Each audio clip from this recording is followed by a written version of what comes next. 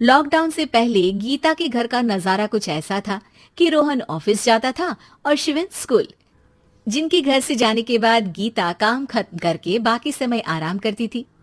लेकिन लॉकडाउन के बाद ऑफिस और स्कूल घर में ही खुल गए और इससे गीता का हाल वो तो आपको देखने में ही मजा आएगा। शिवेन, ओ शिवेन, महाराज उठने के लिए क्या 21 तोपों की सलामी लेंगे? अरे बिस्तर से बाहर निकल, ऑनलाइन क्लास स्टार्ट होने वाली है। अरे तुम भी हद करती हो, स्पीकर की तरह चिल्लाने की क्या जरूरत है?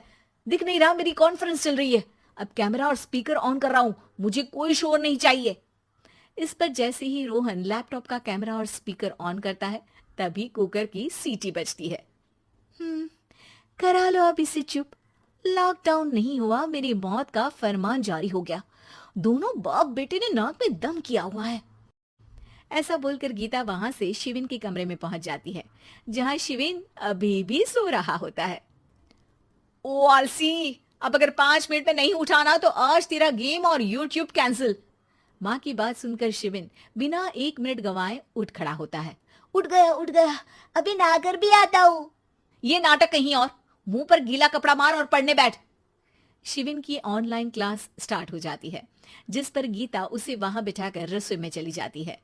थोड़ी देर में उसे कमरे से कुछ आवाज सुनाई देती है, जिसे सुनकर वो कमरे में वापस आती है। हाय राम, तुझे क्लास अटेंड करने के लिए बोला था, कैमरा ऑफ करके बिस्तर पर नाचने के लिए नहीं बोला था। मम्मी मुझे कुछ समझ नहीं आ रहा, आप बाद में पढ़ा देना ना, वैसे भी अटेंडेंस तो लगी गई है। हाँ हाँ बेटा, जरूर बन जा। तू अभी से हम सबका बाप बन जा। अरे नहीं मतलब कहाँ से लाते हो इतना दिमाग, और पढ़ाई करते हुए ये चला कहाँ जाता है? नाइस क्वेश्चन, दिमाग से पूछकर बता दूंगा। शिविन की बातों से परेशान होकर गीता उसे मारने के लिए जैसे ही आगे बढ़ती है तभी वो कमरे से बाहर भाग जाता है। अब शिविन आगे आगे और गीता हाथ में चप्पल पकड़े उसके पीछे पीछे पूरे घर में दोनों घूम रहे होते हैं। इसी बीच वो रोहन के पास पहुंच जाता है और शिविन को मारने वाली चप्पल रोहन के लैपटॉप पर जाकर गिरती है। ओए माँ! मम्मी, आप पापा को चप्पल मार रही हो? वो आज तक के रिपोर्टर, चुपचाप जाकर क्लास अटेंड कर ले, नहीं तो अगली तेरे पीछे लगेगी। इस पर शिविन वहां से चला जाता है, जिसके बाद रोहन गीता से कहता है, इस सर्कस के लिए कुछ बोलना चाहोगी? अरे क्या करूं, जब से तुम दोनों घर में रहने लगे हो, घर अपने आप ही सर्कस बन गया है और मैं तुम्हारी नौकर। कभी बेटी को संभालो तो कभी बाप के नखरे उठाओ। इन्हीं सब उथल पुथल में दिन बीतते रहते हैं, जिसमें हर रोज घर के अंदर कुछ नया सियप्पा खड़ा मिलता है, जो ज्यादातर शिविन और रोहन के ऑनलाइन स्कूल और ऑफिस से रिलेटेड ही होता है। एक सुबह, शिविन चल उठ, आज की क्लास जल्दी है। कैमरा ऑफ करके आप अटेंड कर लो।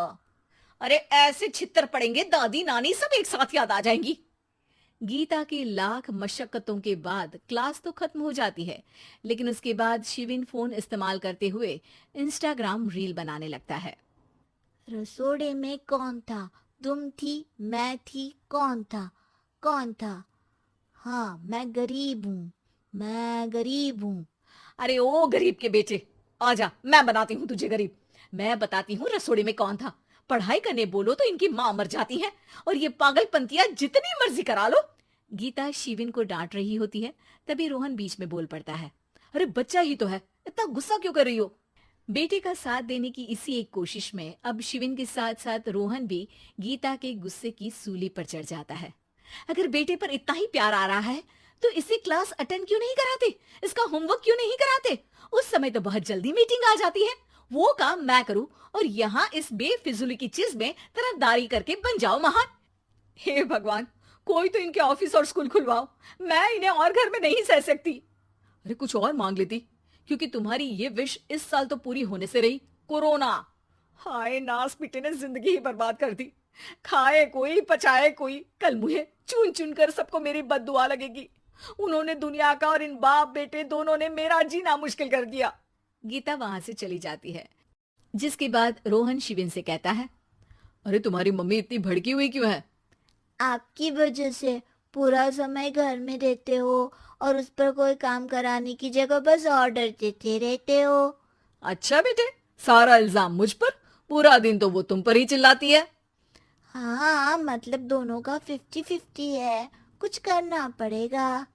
वो कहते ना, make the best out of worst. I have an idea. वैसे तुम्हारी माँ सही कहती है, बहुत जुबान चलाने लगे हो, कम बोला करो।